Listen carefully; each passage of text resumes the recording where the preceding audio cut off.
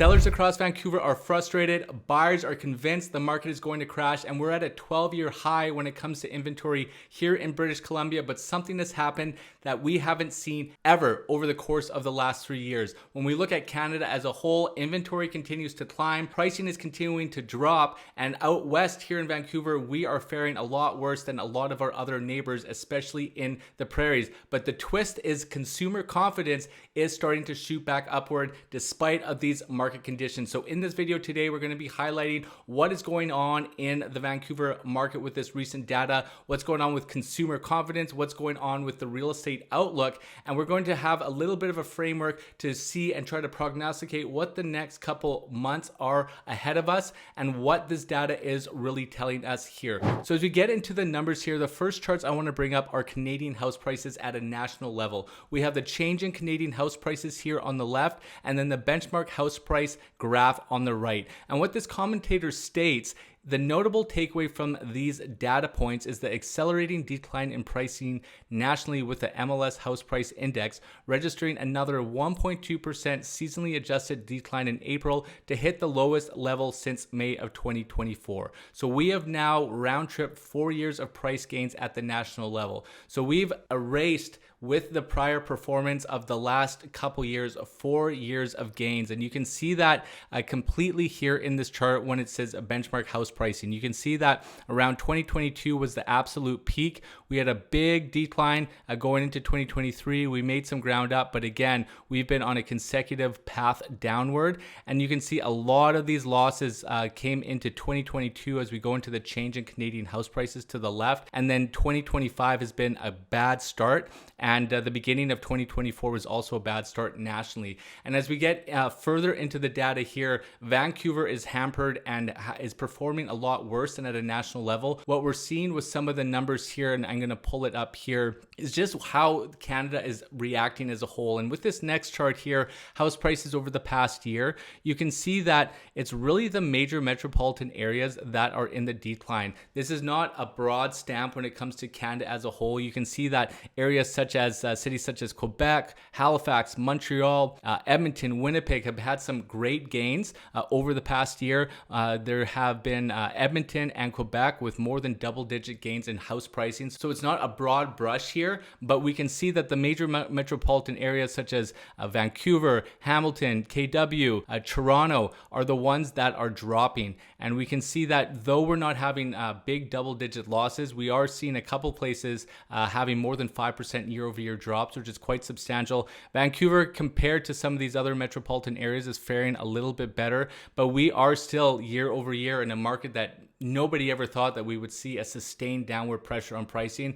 That is essentially where we are at now. I've had a lot of conversations recently with buyers in my database who are waiting for this crash to happen. And what I've been telling a lot of people is that this crash of double-digit drops likely is not going to come. I think it could be another couple single points here over the next year, maybe 2 years. But it does show the health overall of Vancouver, that despite 12-year high in inventories, almost 10-year lows in sales, that pricing is still pretty much keeping up at par. If you are selling within the last 5 years, likely you are losing money, unfortunately. I have 7 listings right now, 5 of the 7. It is not great positions for my sellers because they have all bought within that 5-year window. But with Vancouver as a whole, with these dynamics, do you think that the market sentiment would continue to drop, that things would be favoring buyers even more so? But yes, there is favoritism in terms of buyers being able to operate essentially in a vacuum, not having to compete, but we're not seeing a mass drop in pricing either. And as we get into the active listing charts here,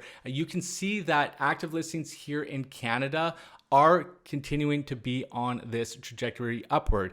When we see it in comparison to active listings here in BC, it is a lot more pronounced. And we mentioned that BC hit the highest amount in terms of their listings here in 12 years. And then when it comes to Canada, this is the highest amount of inventory that we've seen since around the 2020, 2019, 2020 realm. So in BC as a whole, and same with Ontario, Ontario is actually a lot worse. We do have have these highly elevated inventory levels. And for you as buyers, especially if you've been on the sideline for quite some time, if you still haven't found that property in the segment that you're looking for, you likely aren't going to find it. So you're likely going to have to increase your budget, because with these graphs here, this is the most amount of selection that you've ever seen and that we have ever seen in a very, very long time. Or if you've been having problems in that segment, likely the property you're looking for doesn't exist. I've been working with a lot of buyers upwards of 3 years looking for this specific property. I was looking in my database today. I have some buyers in my database that have looked over 700 properties in that time and haven't been able to find the one. So in this area, if you've been looking for quite some time and you haven't been able to find that home, likely it doesn't exist. So you're either going to have to curtail some of your expectations, or you're going to have to increase your price point to try to get into what you're looking at. Because when we look at these charts here, this is an environment that we haven't been accustomed to in the last decade. And in comparison to Ontario here over on the right, they're almost reaching all-time highs in terms of active listings. So the Ontario and specifically the Toronto market is being hurt a lot more than where we are in Vancouver. So if you're a seller and you're frustrated, it is a lot worse back east. The market is in a lot of trouble back in Ontario, and that comes into play with some of these tariffs, with a bunch of the job loss numbers and unemployment that is hitting Ontario as a whole. So it's a bad look overall. So this is where it's very interesting. Despite the tariffs, despite job losses, despite the economy, inflation, will the Bank of Canada drop rates or won't they? You think that the market is going to be in a state of flux, but something that we have never seen in one of these charts is quite shocking, and it's the Consumer Confidence Index as well as the Real Estate Outlook Index here. And what is really interesting is that the commentator here writes, there is some good news out there. Confidence has perked up dramatically in May. The Bloomberg Nanos Confidence Index has registered the sharpest 3-week increase in survey history. The Real Estate Outlook sub-index is also showing signs of life. So this is not just consumer confidence around all purchases. This is also consumer confidence within the real estate market as well. And I did flag this around 3 weeks ago when we saw our first V-shaped recovery here in May. And I explained that we really needed to check this chart the next time it was published to see which way the market was going to go moving forward. So as you can see, the V-shaped recovery on both of these charts have jumped up skyward big time. So essentially we went from all-time low consumer confidence back to levels that are a little bit more manageable of what we've seen in the last 2 years. And that first uptick in that consumer confidence was for sure the Liberal government being voted in, having a direction as a country.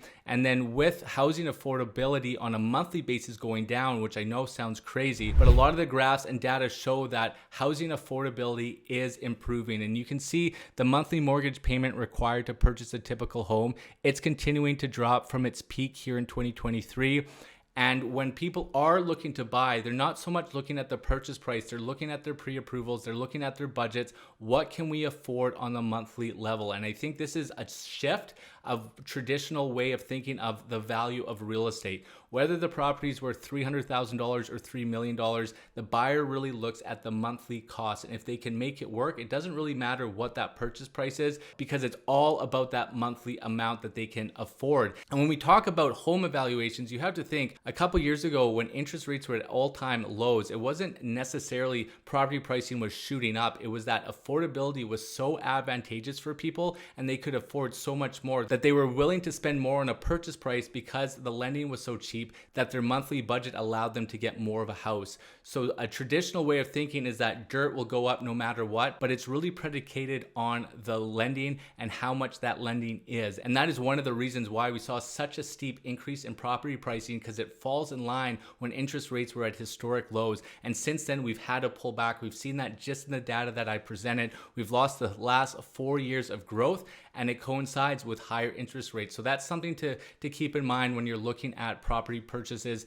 Most people are looking on a monthly budget, but with this index, it's going to be interesting to see where this goes. I'm starting to see a little bit of activity. I was speaking with colleagues of mine a few weeks ago out in the Valley and some other areas here in Vancouver. They were starting to see a lot more activity in their open houses. Deals were coming together, more offers. I hadn't seen that until this week. And then all of a sudden this week, I've had 3 offers, a couple properties of mine that were dead. We're getting showing requests coming through. So this stuff will come to fruition here when we see a dramatic increase in this consumer confidence and real estate outlook, it means that people are feeling more confident in the marketplace to put money where their desires are. So it's going to be interesting to see over the next couple weeks how this is going to affect. And the next big thing on the calendar is that June meeting to see if the Bank of Canada will drop a rate. And I'm not saying that that one rate drop is going to supercharge the market. I still think we're about 3 rate drops away from that, but it definitely is going to help with these charts, with these consumer confidence indexes and the real estate outlook indexes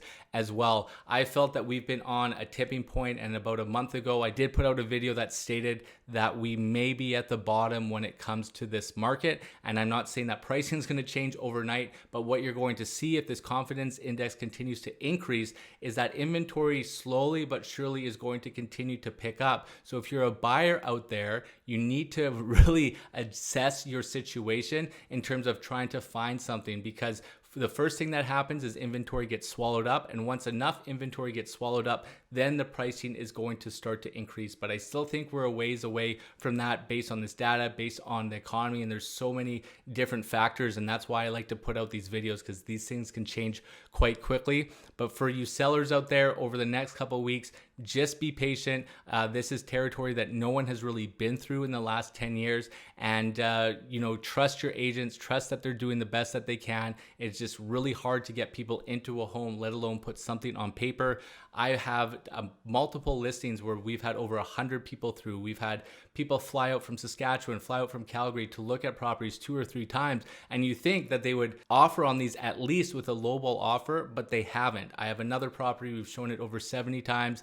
We finally did get an offer at the time of recording today, but it took much longer. And the reason being is, and a common question for sellers is, why can I even get a lowball offer? And the reason is they don't need to give a lowball offer, because there's so much inventory out there that they can just go to something secondary or third on their list that fits all their criteria and not even waste with a lowball offer, not waste in a negotiation. They can just move on and put an offer somewhere else. And that is what we're seeing on the ground. So I hope this helps you with your due diligence. Again, if you're looking to buy or sell or relocate, book a discovery call with me. It's in the description below. I also have my free home buyer and seller blueprints that you can download in the description. And until the next one, I'll see you later.